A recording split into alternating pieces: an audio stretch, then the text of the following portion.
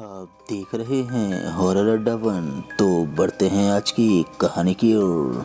मैं रात को भुट्टे के खेत की तरफ से लौट रहा था।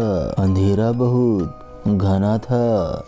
गांवों में तो वैसे भी बिजली के संसाधन कम ही होते हैं। मुझे खेत में से कुछ आवाज़ सी आ रही थी। मैंने सोचा शायद कोई जानवर होगा। मैंने मोबाइल की टॉर्च ऑन करके देखना चाहा, पर कुछ नहीं दिखा। मैंने थोड़ा खेत के अंदर जाकर देखा और मैंने जो देखा वह देखते ही मेरी गिग्गी बन गई। मैंने देखा अधजला नंगा शरीर, सर से लेकर जमीन को छूते पूरे सफ़ेद बाल, लंबे लंबे नाखून और हाथों में एक मरा हुआ कुत्ता जिसे वो मुंह से नोच नोच कर खा रही थी। मैं उसे देखते ही समझ गया कि ये एक चुड़ैल है। मैं उसके पीछे की तरफ खड़ा हुआ था। उस चुड़ैल का सारा ध्यान उस कुत्ते को खाने में था। मैं बिना आवाज किए धीरे धीरे पीछे हटने लगा।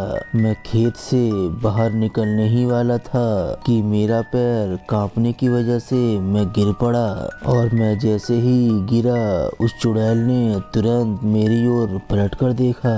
इतना भयानक चेहरा मैंने आज तक अपने जीवन में कभी नहीं देखा था। जला हुआ चेहरा, उंगलियों जितने बड़े दांत जो मुंह के एकदम बाहर थे, जो खून से पूरी तरह सने हुए थे। उसका चेहरा देखने मात्र से ही जान निकल रही थी। वो किसी कीड़े की तरह रेंग कर मेरी तरफ आने लगी। मैं पूरी हिम्मत जुटाकर अपने पैरों पर खड़ा हुआ और भागने लगा। वो मेरे पीछे किसी सांप की तरह तेजी से रेंगते हुए भाग रही थी। मेरी जेब में एक माचिस पड़ी थी।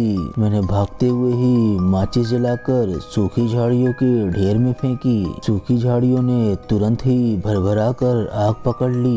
आग को देखते ही वो चुड़ैल चीखने लगी और आग लगी झाड़ियों के पीछे ही रुक गई। मैंने तुरंत फोन करके गांव के लोगों को वहां इकट्ठा कर लिया और गांव के सारे लोग हाथों में आग जली मसाल लिए मेरे पास जल्द ही इकट्ठा हो गए। इतने सारे लोगों को हाथ में आग लगी मसाल लिए देख वो चुड़ैल चीखते हुए फिर भुट्टे के खेत में ही घुस गई।